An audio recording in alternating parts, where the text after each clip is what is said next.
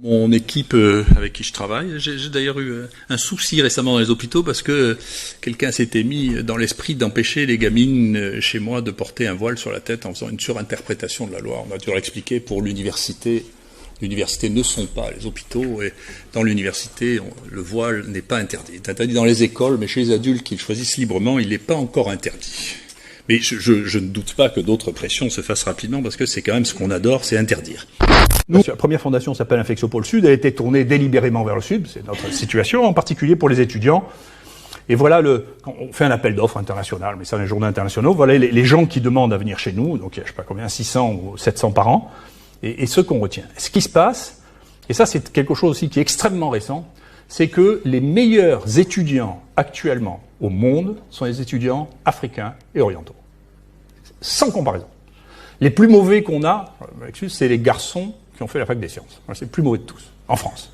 Le plus mauvais de tous. Le contrôle de Bush, nous, on a réussi à empêcher plusieurs fois, mais enfin, les politiques ont une tendance générale à ça. Il va revenir, Valls va, dans 3 mois, nous proposer d'empêcher les étudiants étrangers de venir une fois encore. C'est-à-dire que régulièrement, tous les ministres de l'Intérieur, de droite ou de gauche, disent « Attendez, tous ces étrangers, ces immigrants qui viennent là… » En France, 50% des thésards sont étrangers. 50%. Si on enlève les étrangers, il n'y a plus de sciences françaises.